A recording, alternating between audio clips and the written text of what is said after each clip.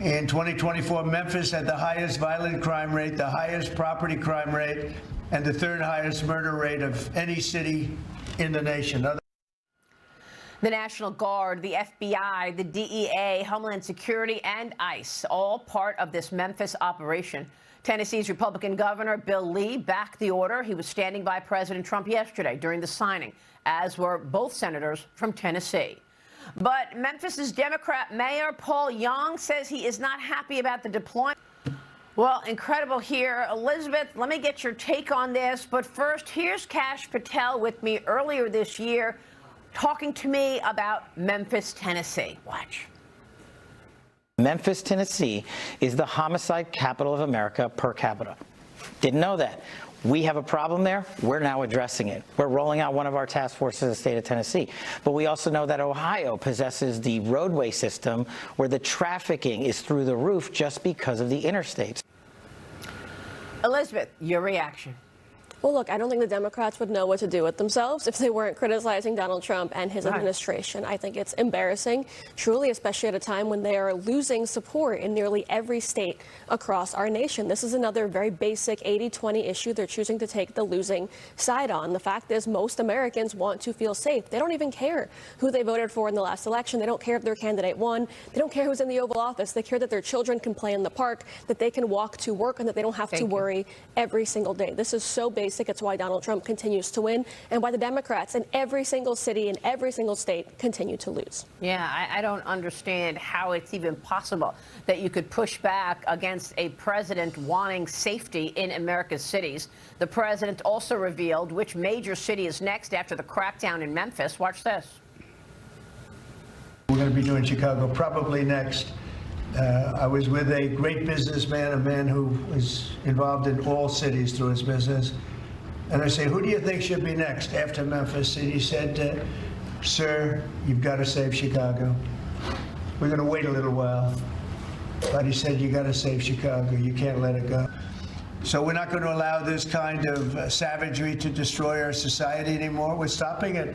We're doing it one by one. And citizens agree. Citizens in one northeastern blue city are also actually asking for help to deal with crime. More than 170 business owners in Burlington, Vermont signed a letter urging city officials to act on the crime in the downtown area, as reports of shoplifting, graffiti, and open drug use are increasing, Gregory. Like Elizabeth said, it's an 80-20 issue.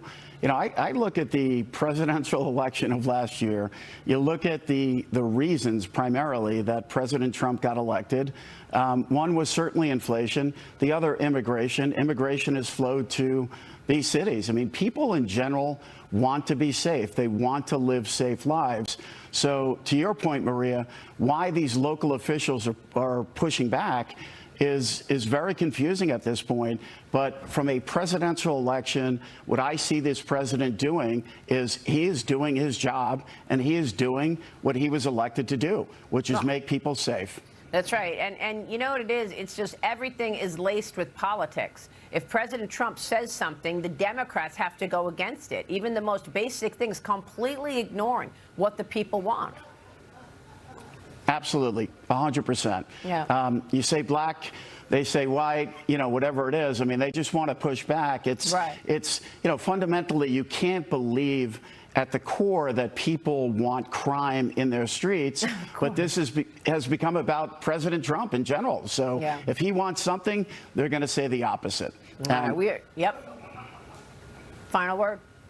I mean, look, imagine having these kind of rates in your own cities. Imagine the murder rates that we're hearing. Imagine knowing you were elected to lead.